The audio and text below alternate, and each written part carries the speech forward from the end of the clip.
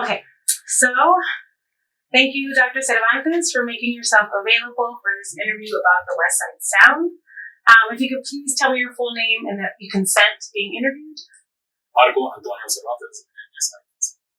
Thank you. Okay, so when did you first come into contact with the West Side Sound? And in your research and in your music, do you draw any influence from this genre? Yeah, so growing up in Houston in the 90s, my dad was bumping a lot of Sonny and the Sunliners music. That was really my first experience with an artist from the West Side Sound. So that was really my only knowledge, was those songs that he would sing around the house, play around the house, Sonny and the Sunliners. So it wasn't really till I moved to San Antonio that I first really dug into some research and really looking for samples. I came to San Antonio with some knowledge of conjunto music and Tejano music. That was the music that I really wanted to start getting into at the time.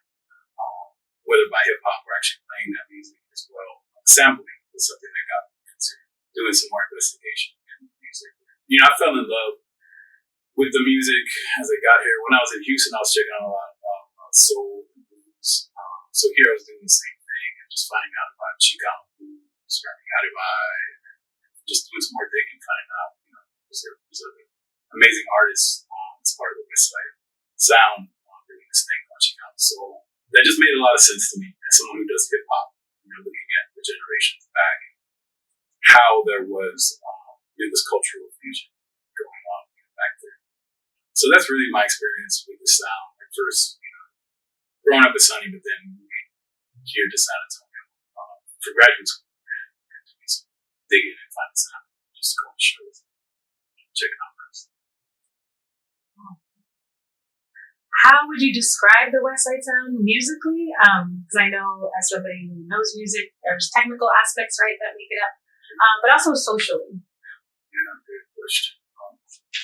So musically, I feel that there is like a sound, and it's really hard to describe in words. And I think there's a lot of music that way, where you're trying to describe what makes this type of sound.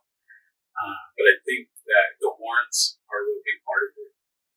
The organs, particularly the Hammond organ, I can hear some flavor of Tex-Mex conjunto in the music a lot of times. So you're hearing this R&B and soul music with these little flavors of conjunto, where you have the accordion or the horn playing in a way. I'm sorry, the horns or the keyboards playing in a way that the accordion would. So I found that that's, something that makes it distinct, having that sort of Tex-Mex, African-American sound that comes out, as a Chicano soul sound. Also the vocal intonations. There's pronunciation that I think is very distinct to this particular region. And that you hear that, coming out. The way they're recorded too, right? I listen to some of those Real Jesters recordings. Some of the Sonny's Myers recordings, and there's just this kind of crispiness that the snare has. It almost feels like you're in a ballroom when you're listening to the horns. So that's just me and what I think, in terms of trying to categorize a sound. There's all these different sort of complex nuances that go on. But I think that's, for me, what makes the West Side sound what we do. Something about that Tex-Mex flavor within that soul R&B sound that just makes it so beautiful. It's something that is distinct to the region, and I think that those connections, I may get into this a little later, but looking at, just different groups of people and really, pronounced African-American, Mexican-American musical fusions here that develop into. Are there specific musicians or groups that you automatically think of when you hear that? Yeah, like I said, Sonny and Sunliners, of course, Royal Jesters, The Commands, Lyrics, Henry Lee and the Bears. Think about the West Side Horns that I saw a lot played when I first went to San Antonio. Spark Learning being part of the Cypress and seeing that play as well. Just that all being part of that sound. But then extending, later on to different types of sound music, looking at Labyrinth, the Factory, and it's sort of like coming from that particular foundation. But yeah, some of those early groups, that's What about San Antonio specifically do you think made it the spot where so many bands contributed to the West Side Sound? San Antonio, I think there were a few things going on with the city, at least looking at the history. One of the things being is that it was, and still is, a military city. So you have a lot of people coming in from different areas, either staying here or spending time here and making music here. I think that was the history with the commands, that they were all part of the military, Air Force, I believe. So that brought about a particular type of mixture and fusion. I think also the venues,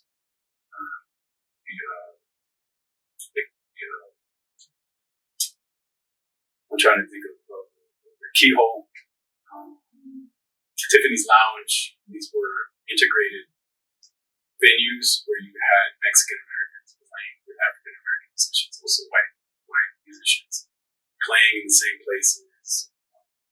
It's part of the same ensemble. It's also in the crowd. And when you have people coming together in the same space and enjoying art together, I think that's really amazing things happen. That's one of the things that came out of this city, is that you have those fusions, those people coming together because those venues are integrated. Spot Barnett, has talked a lot about this, about those ensembles and what they meant to the sound. So I think that's another thing. Also, the record labels, just the amount of record labels that were here, just so much industry, and I think that's tied again to the military. You have a more socially mobile Mexican American population, African American population. Those record labels were just a big part of getting the sound. And then just the history here of this being, San Antonio, once Mexico, once indigenous. All of that history, I think, made this place just right for the sound.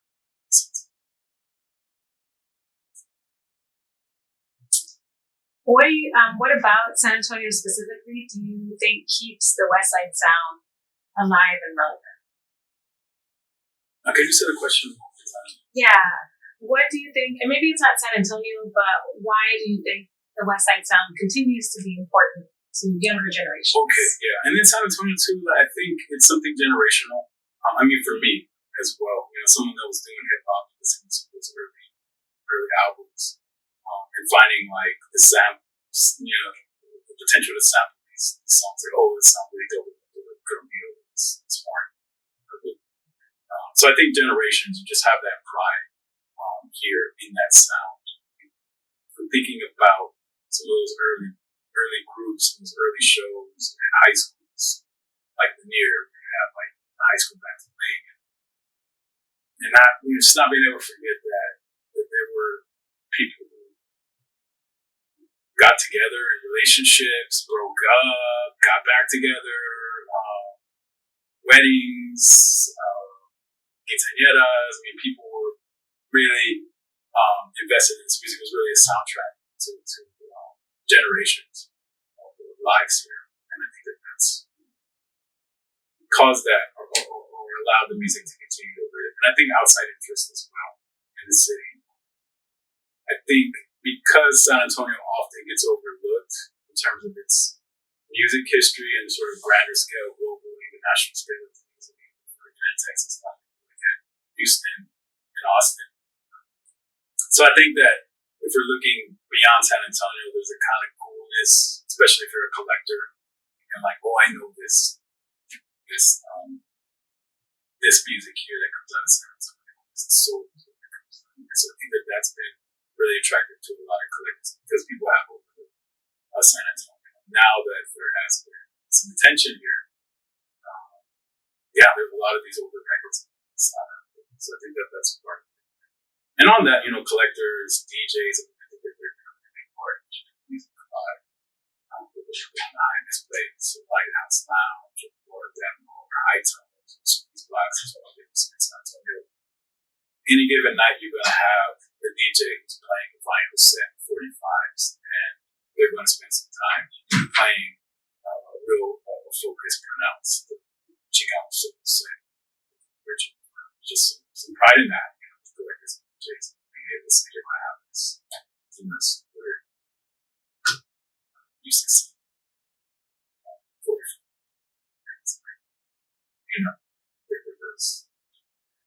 There's just some beauty and pride in that. I didn't give you this question ahead of time, but when we were talking, it made me think, so how do you think it is that, rare soul collectors did find out about, or did become so interested? Yeah, that's a good one. I don't know if it's partly from the Numero group putting out, those collections of music. I mean, they did a beautiful job of putting out some soul classics here. So maybe that was part of it. I don't know. I don't know. I think it's just the waves of the collectors and that whole online community. It's very competitive, territorial community, I think, in a lot of ways. And once someone starts to catch wind of a particular region and sound, the collectors just start. So I think that may have happened. I don't know. I mean, even early on, I would say late 90s, early 2000s, folks that were doing beats were starting to sample, like making the soul generation and things like that. So, I don't know. It's hard to say. But I know it's really strong now. It's just very, even more difficult to get some of the original press recordings of the description of my song.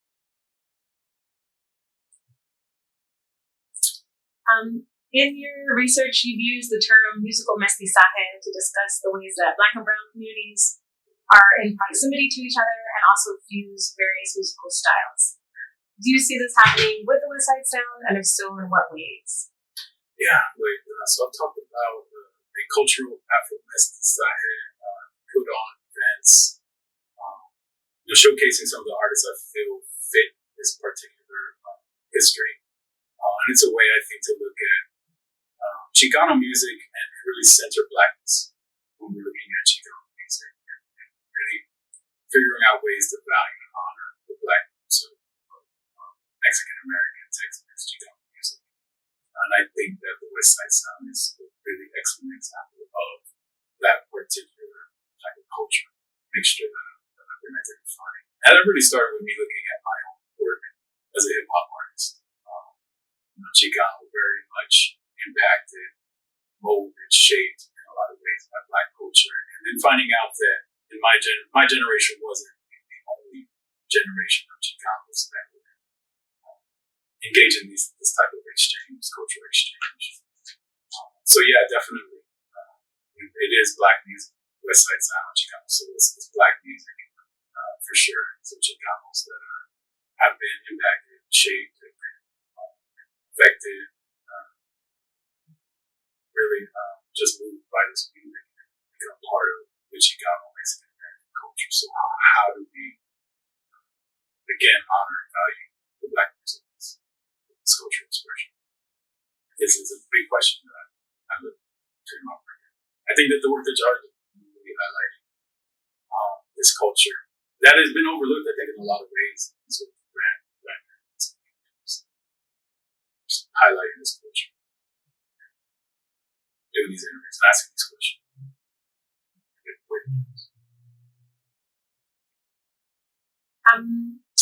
Can you talk about how you came to this concept in connection to your own music? And for example, you sampled Jimmy Edwards' Ph.D. in your song Dehang Summer. And then you're also rapping about Josie, right, and other Black R&B artists. I love that. Can you tell me a little bit about your methodology, not just for that particular song, sampling that song, but also larger with your music? Yeah, and that's a great song, I think, to focus on and speaking about sort of the larger context of music, because that song was really a way for me to kind of reflect on my history growing up, listening to music. Some music I really couldn't stand growing up. To tell you the truth, I was straight up like hip hop, R&B, and really mostly hip hop at that time. But it was a way for me to kind of go back and remember, kind of like put myself in some those days where I was either at a ball function or I was at a party or I was walking down the street and listening to music.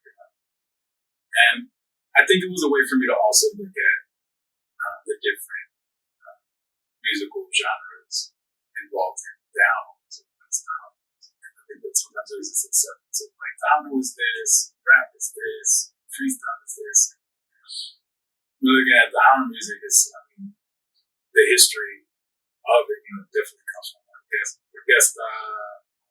jazz, as well as the Texas thing. But this soul sound that we're talking about today is a big part of that. I think a lot of the Hound groups came out of this soul tradition. Think about Little Joe. That's Little Joe from years. Sonny starts playing down music. Royal Jesters as well. So when creating that song, I wanted to highlight some of that history as well as my own connections.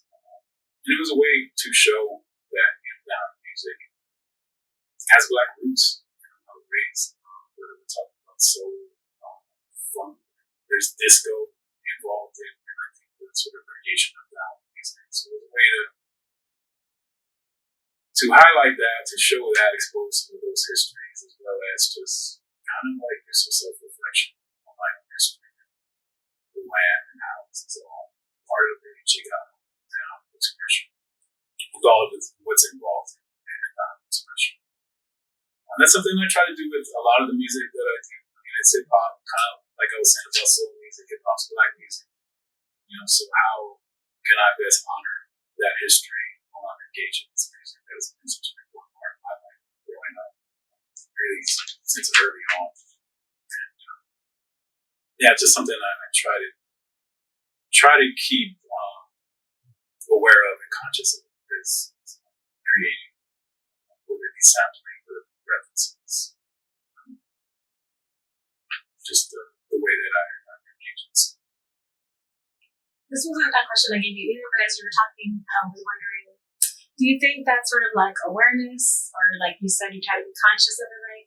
Do you think that comes from growing up in Houston, being in close proximity to Black communities, or something else, or where do you think that comes from? Yeah, I think partly that does. I mean, just my own history growing up in Houston, just really gravitating towards my Black peers, Black community, and that's really how I started with rap.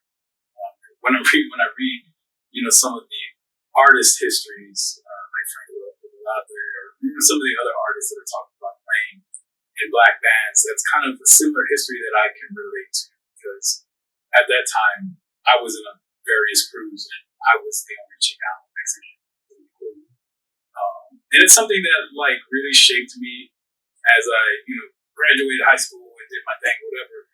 It's a history that I can't really ever forget. And I feel like that's one of the reasons why.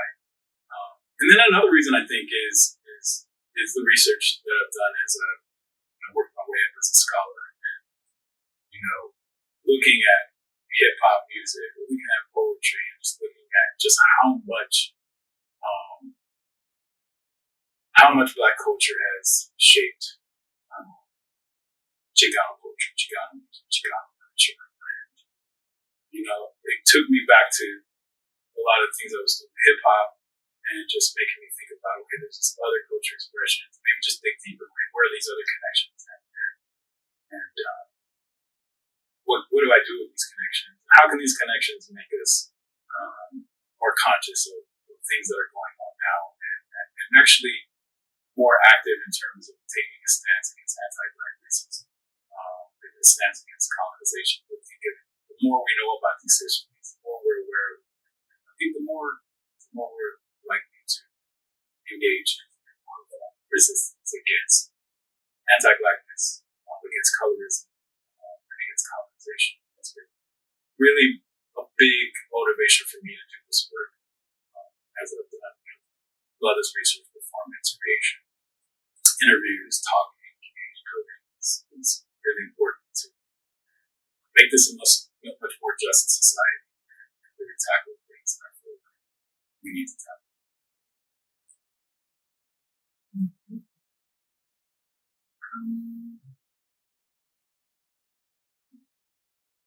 When we think about the popular story, I know there's not enough documented, but when we do think about what we do know as like the collective community about the West Side Sound in San Antonio, there is usually an emphasis on non-Black Chicanos and non-Black musicians, and even like Lanier, right?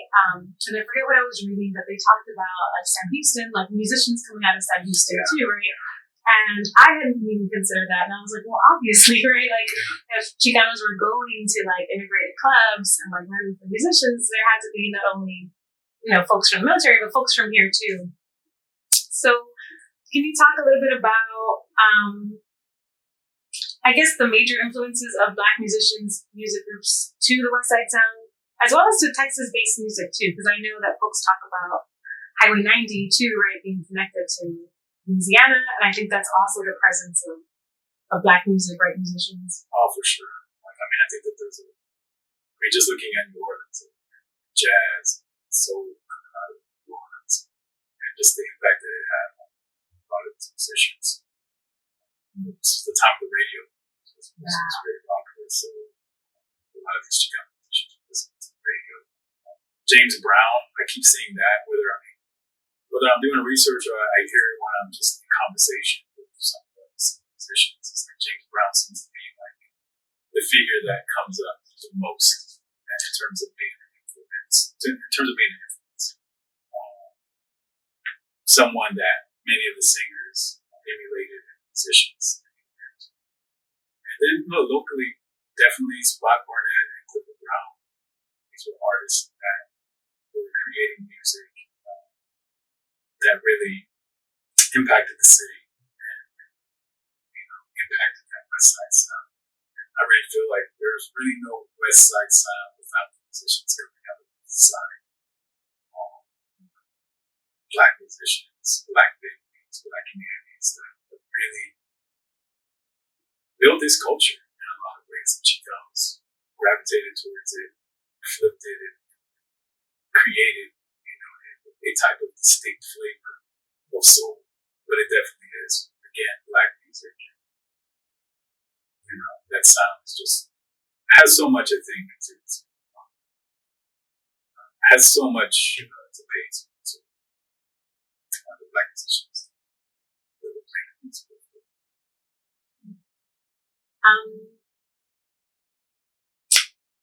Maybe this is like a big question, but I'm very curious how it is that the Black roots, and I guess I know too, but how it is that the Black roots of what gets titled as Chicano soul or even Mexican Latin American music, how the Black roots become visibilized.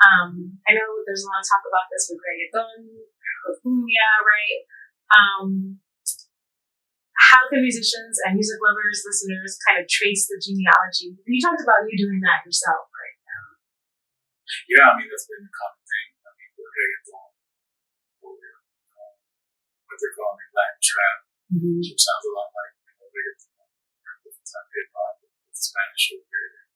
I think in a lot of the cases, the marketing, as music becomes more popular, the artists tend to be wider. I think that's definitely the case with reggaeton, with cumbia as well. And if you look at early Mexican music, Sonado Ocho, that was the case there. When you have the Black indigenous music, those Black groups become erased in a lot of ways as the years go on. It's national music celebrated for.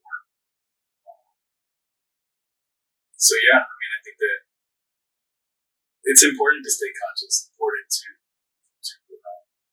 trace all those connections, again, honor value those histories, because I think that there's a lot going on beyond music in terms of not knowing histories, talking about marginalized groups in the U.S. here specifically, in the sense not knowing Mexican American history, not knowing African American history, and that involves the music as well. So if we're not conscious of the fact that Chicano soul, just really comes out of the black musical form, black genres, then a lot is lost, and it's really in a lot of ways, it's just disrespecting those very musicians and the creativity and genius, and it needs to be done. So yeah, I mean, I think that marketing is part of it. Racism is definitely part of it. This sort of pride and like, look, one of us, we're doing, that type of thing. But I think taking a step back and doing that research, tracing those connections, I think is really important. If we're going to really understand this music, what it's doing, and the potential to help to unify and really tackle some of these problems involving racism, colonization that still affect us today. So I notice when I do go to some of the Chicano soul functions or a lot of our, community functions that there is a tendency for it to be homogenous with mostly non-Black Chicanos, non-Black people of color.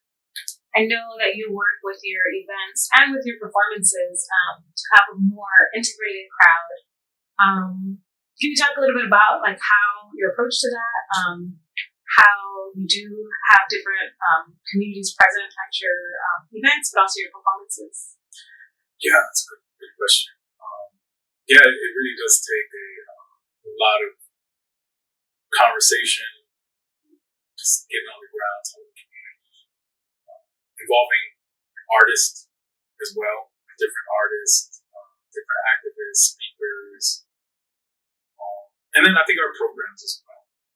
It involves some of our students and faculty. And it's an ongoing thing. I feel like there's so much more work that needs to be done in terms of creating spaces that are not homogenous, that do involve different groups, and primarily Black musicians, Black audience, activists, speakers. I think that's a way to create that diversity is to those artists, those speakers, those activists. Something that really can be a challenge too. Talking about groups that, while maybe there's these musical connections, have historically at times there's political disconnect, political rivalry, competition, how to break those borders, those boundaries. It's a big question that a lot of us are trying to figure out. And I think one of the things that I've seen here in more recent times is there's been a lot of activism involving the Black Lives Matter movement, involving immigrant rights that have included different groups, different organizations, and community members. I think that also including those discussions, I think, is important to go beyond the music to see where the music is taking us. Because no matter what, even if we're just jamming with music comes out of particular political situations. So I think that those are some of the things that I've been trying to do. I can't say I've always been successful. It's always worked. But there have been these times, these moments that are just precious. And to just be able to see that engagement and that coalition, that union, it's been uplifting for me, and I think for a lot of people that attend. This wasn't a question either because you guys said me, but when you said that the music comes out of a particular situation, what would you say is the context that kind of was happening with the West Side Sound? I think it's interesting how a lot of folks don't talk about the schools and the walkouts, even though that was occurring at the same time. Although Richard was a part of organizing for that, and also DJs. But I'm curious, what you would think? What factors do you think were going on socially at the same time too? Yeah, I think that the discrimination was still occurring. There's anti-Mexican discrimination. A lot of these youth were facing this.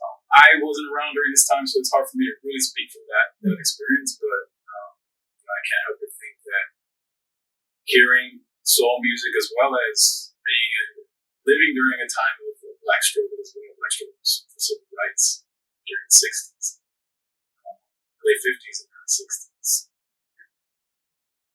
Finding also a political connection in that music, I'm sure that that's happened as well.